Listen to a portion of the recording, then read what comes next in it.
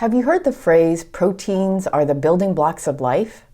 As my family and I made the transition from an animal foods to a pescatarian plus diet and then to 74-10 style, we had concerns about getting enough protein on a whole foods plant-based diet. After all, the last time you visited friends or family in the hospital, they were in for protein deficiency because they were on a vegan diet, right? Yeah, no.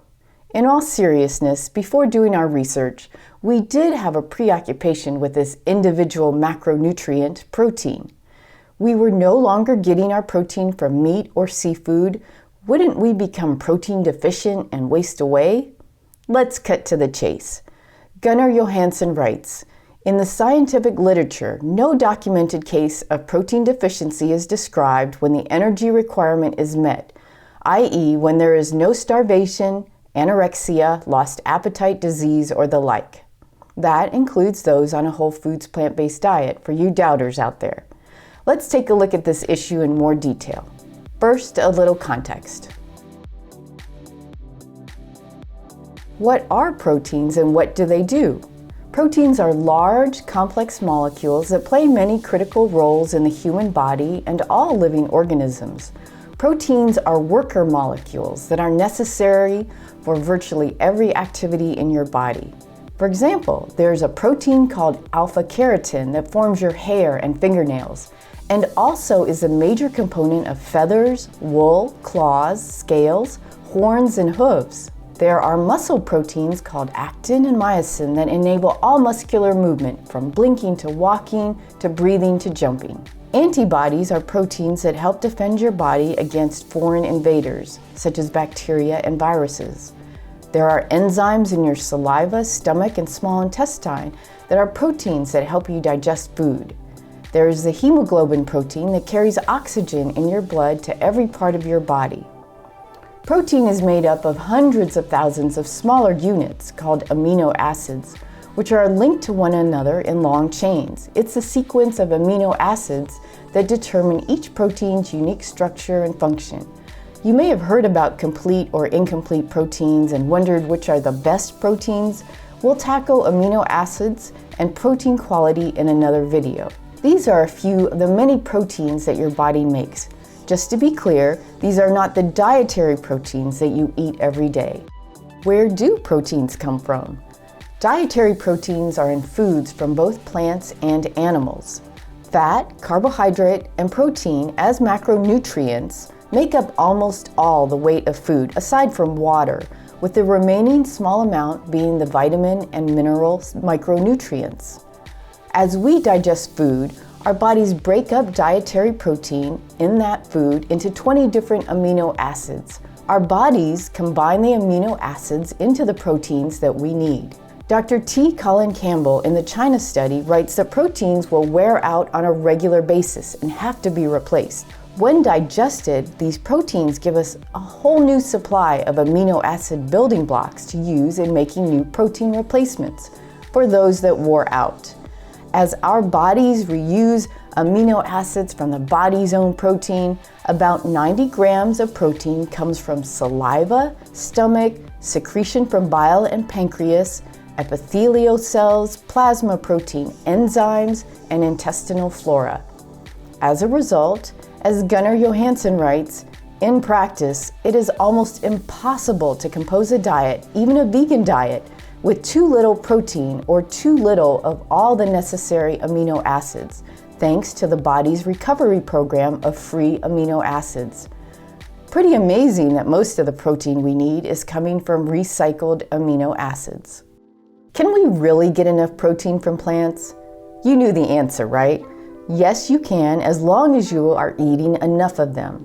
So get enough calories and your food will naturally provide enough protein and the other nutrients you need. Dr. Joel Kahn lists the following high-powered plant-based sources of protein in the plant-based solution. Legumes, peas, beans, lentils, soy foods like tofu, tempeh, soy milk. Nuts, cashews, almonds, peanuts, pistachios. Seeds, pumpkin, sunflower, sesame, chia.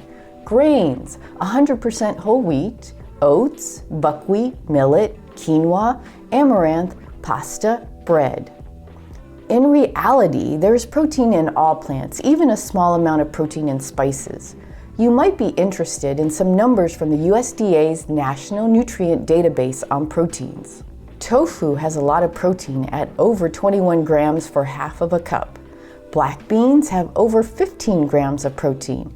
A cup of spaghetti has about 12 grams of protein, while a cup of green peas has almost 8 grams of protein. A half a cup of oatmeal, old-fashioned or steel-cut, has about 5 grams of protein, and a cup of rice has almost 4.5 grams of protein. A cup of chopped onions has almost 2 grams of protein, while a cup of carrots has about a gram of protein, similar to a cup of lime juice. Even a teaspoon of cinnamon has 1/10 of a gram of protein. Hopefully you can see that there are lots of choices in the plant world to ensure you get enough protein. You may not like tofu. There's no reason to force yourself to eat it because there are many healthy alternatives. In the April 2007 It's the Food, the McDougall newsletter, Dr. John McDougall talks about cases where people, for example in rural Poland and Russia at the turn of the 19th century, lived in very good health, doing extremely hard work with the white potato serving as their primary source of nutrition. How much protein do we need? We know what proteins are, know where to find them, and know that plants can provide them. The next question you're probably asking is how much protein do we actually need? According to the Dietary Guidelines for America 2015 to 2022, 8th edition, for women over 19 years old, the recommendation is 46 grams of protein, and for men over 19 years old, the recommendation is 56 grams. In the lecture Protein Chemistry for Understanding Nutrition, Dr. Milton Mills recommends 0.5 to 0.8 grams per kilogram of body weight per day, as long as you're getting adequate energy intake. He also notes that most Americans get 1.5 to 2 grams per kilogram of body weight per day. You can see from the table where my family's protein recommendations stack up against the dietary guidelines. I, at 122 pounds, need 27.5 to 44 grams of protein. My son, at 130 pounds, needs 29.5 to 47.2 grams, and my husband needs 43 to 68.8 grams. Are we getting enough protein? Sandra Hood and Miriam Martinez-Biarge write in the book Plant-Based Nutrition in Clinical Practice, protein is not a problem for most people on plant-based diets as long as energy intake is sufficient. You know me, I trust, but a little verification doesn't hurt. I wrote down everything we ate in a day along with the amount and found the amount of protein in grams on the ingredient label or in a database like the USDA National Nutrient Database for Standard Reference Legacy, 2018. I was a little surprised after taking a look at a sample of my family's meals. Breakfast of an oatmeal bowl with blueberries, raisins, flaxseed meal, and cinnamon at 11.5 grams of protein. Mondo salad with 2 bean burritos at 39.5 grams of protein. Dinner of chicken patty on hamburger buns, baked beans, smashed baby potatoes, and peas at about 24.5 grams of protein. All of that adds up to about 75.5 grams, a little higher than I expected. Why doesn't 7410 style include animal-based protein? Dr. Campbell in the China study writes about his research studies and others. A pattern was beginning to emerge. Nutrients from animal-based foods increased tumor development, while nutrients from plant-based foods decreased tumor development. Dr. Campbell's research studies suggest that the high amount of animal protein places us at risk for getting cancer, due to the specific effects of protein and the displacement of those foods that oppose this protein effect. We eat so much meat that we don't have room for plant-based foods that could counteract cancer activity. From the China study, Dr. Campbell also found that as blood cholesterol levels decreased from 170 milligrams per deciliter to 90 milligrams per deciliter, cancers of the liver, rectum, colon, male lung, female lung, breast, childhood leukemia, adult leukemia, childhood brain, adult brain, stomach, and esophagus decreased. What increases blood cholesterol levels? Eating animal-based protein. So eating animal-based protein increases blood cholesterol levels that then puts us at risk for heart disease, but also cancer and the diseases of affluence, where people have food readily available and sanitation is not an issue. Dr. Milton Mills has a slide in his presentation that lists diseases associated with animal protein. This is the who's who list of diseases of affluence. Animal protein has been linked to heart disease, cancer, diabetes, osteoporosis, prion diseases, Alzheimer's disease, and other dementias, high blood pressure, stroke, exacerbation or acceleration of kidney failure, kidney stones, dysentery, and other foodborne illnesses. Is there a difference with plant-based protein? As you've seen, most of us, including my family, consume more protein than we need. But in 7410 style, all of that protein is from plants. Naturally, we were concerned by the amount of protein we were eating, even if it was all plant-based.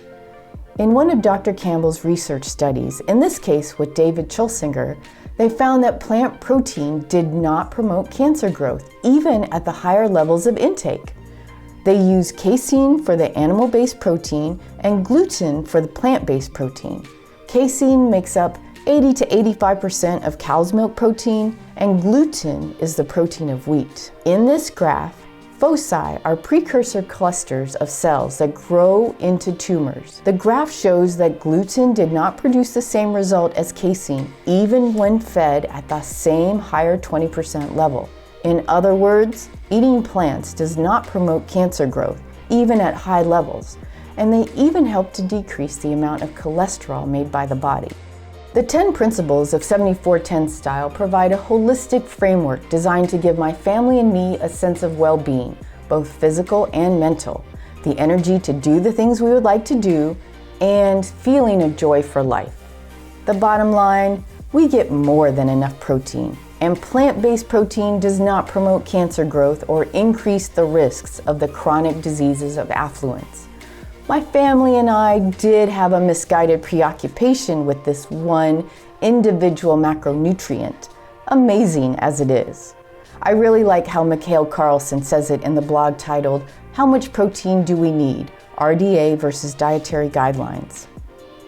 Protein is vital for human consumption, but in no way can its importance be separated from the context of the whole food it came from. What we need to be consuming is food. Whole, plant-based food. So remember, eat plenty of whole plant-based foods, find ones that you enjoy, and take it one day at a time until it's 7 days a week, forever 10.